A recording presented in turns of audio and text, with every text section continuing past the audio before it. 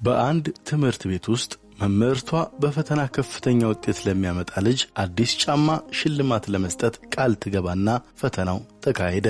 በፈተናው ሁሉም ልጆች ተመሳሳይ ውጤት አስመዘገቡ። ለሁሉም ጫማ መስጠት ስለማይቻል መምህርቷ አብሰለሰለች። ከዛም አንድ ሐሳብ መጣላት። ለተማሪዎቹ ቁራጭ ወረቀት ሰጠቻቸውና ስማቸውን እላዩ ላይ ጽፈው በዕጣ እንዲለይ ስሙ ወጣለትም ጫማውን እንዲወስድ ወሰነች።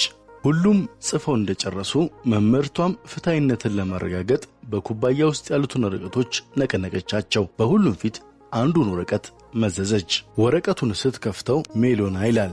ሁሉም ደስ አላቸው። ሜሎናም በደስታ ተሞልታ ሽልማቷን ተቀበለች። ሜሎና እነዛን ጫማዎች በጣም ትፈልጋቸው ነበር። በተቀደደው ባረጀው ጫማዋ በጣም ተሰላችታም ነበር። አባቷ ከዚህ ዓለም በሞት ተለይቷል። እናቷም ድሃና ረዳት የሌላት ስለነበረች ይህ ሽልማት ለሷ ትልቅ ትርጉም ነበረው። ታሪኩን ይበልጥ አስገራሚ የሚያደርገው ነገር ታዲያ እዚህ ጋር ነው ያለው። መምህርቷ በኩባያ ውስጥ ያሉትን ሌሎች ወረቀቶች ቀስ እያለች ስትመለከት እያንዳንዱ ልጅ በወረቀቱ ላይ የጻፈው የሜሎናን ስም ነበር። ልባችን ንጹህ ሲሆን ለኔ ማለት ትተን ለኛ ማለት እንጀምራለን። ልጆች ንጹህ ነጭ ወረቀቶች ናቸው። ጥላቻን፣ ዘረኝነትን አንስበካቸው። ፍቅርን፣ መተሳሰብን እንዝራባቸው። ያኔ ዓለምን የተሻለ ቦታ ማድረግ እንችላለን። ባለስልጣኑ ብርዳማ በሆነ ምሽት ወደ ቤቱ እየገባ ሳለ በር ላይ አንድ ምስኪን በብርድ ተቆራምዶ ይመለከተውና ለብርድ የሚሆነ የሚያሞቅ ልብስ ላምጣለ ወይ ብሎ ይጠይቀዋል። ምስኪኑ ሰውም በደስታ አለ። ባለስልጣኑም ወፍራም ጃኬት እንደሚያመጣለት ቃል ገብቶለት ወደ ቤቱ ገባ። ምስኪኑም ሰውዬ በተገባለት ቃል እጅጉን ተደሰተ። የሚመጣለትንም ብርድ የሚከላከል ወፍራም ልብስ በጉጉት ይጠብቅ ጀመር። ነገር ግን ጉጉቱ መና ሆኖ ቀረ። ምክንያቱም ባለስልጣኑ ረሳው። በነጋታው ቃሉን መርሳቱን አስታውሶ ሰውየውን ይቅርታ ለመጠየቅና ልብሱን ለመስጠት መጣ። ግን ረፈደ። ያ ምስኪን ሰው ወረቀት ላይ መልእክት እንዳስቀመጠ ሕይወቱ አልፏል። ጽሑፉም እንዲህ ይል ነበር: እኔ ብዙ ዓመታትን ብርዳማ ሌሊቶችን ተቋቁሜ ኖሬያለሁ። ነገር ግን ዛሬ እርሶ የገቡልኝ ቃል ብርዱን የመቋቋም ኃይሌን ነጠቀኝ። ክቡር ሆይ፣ እኔ አንድ ተራ ግለሰብ ነኝ። ነገር ግን ለሚመሩት ሕዝብ የገቡለትን ቃል እንዳያጥፉ አደራ። ምክንያቱም ቃል ይገላል፣ ቃል ይሰብራል፣ ቃል ዋጋ ያስከፍላልና። ገበሬው የንስር እንቁላል ያገኝና ወደ ቤት ወስዶ ዶሮዋ እንድትፈለፍል ያረጋታል። በዚያ ተፈልፍሎ የተወለደው ንስርም በዶሮች መሃል አደገ። ምግቡን ከመሬት ይፈልግ ጀመር። ነገረ ሥራ ሁሉ የዶሮ ሆነ። ትንሽ እንኳን ለመብረር ሞክሮ አያውቅም። አንድ ቀን በሰማይ ከፍ ብሎ የሚበር ንስር ተመለከተና እንዴት የሚያምር ወፍ ነው፣ እኔም አንድ ቀን እንደሱ መብረር እፈልጋለሁ ሲል ዶሮዎቹ ሳቁበትና አትጃጃል፣ ያ እኮ ንስር ነው፣ የአዕዋፋት ሁሉ ንጉሥ፣ አንተ ደግሞ ዶሮ ነህ። ስለዚህ መጃጃልን ተውና አርፈ ከመሬት ላይ ጥራጥሬ ልቀም አሉት። ይህን ጊዜ ንስሩ ህልሙን ተወው፣ ራሱንም ዝቅ አድርጎ መኖር ጀመረ። አንድም ቀን ለመብረር ሳይሞክር ንስር ሆኖ ተፈጥሮ እንደ ዶሮዎች ኖሮ እንደ ዶሮዎች ሞተ። እኛስ በዙሪያችን ያሉ ሰዎች እነማን ናቸው? የህልማችን ገዳይ ወይስ ብርታቶቻችን? መልሱን ለእናንተ ትችላችሁ። በህይወታችን ውስጥ ሶስት ሰዎች ያጋጥሙናል። በተለይም ችግር በሚገጥምብን ሰዓት ባህሪያቸው ጎልቶ ይወጣል። የመጀመሪያው ቅጠሎች።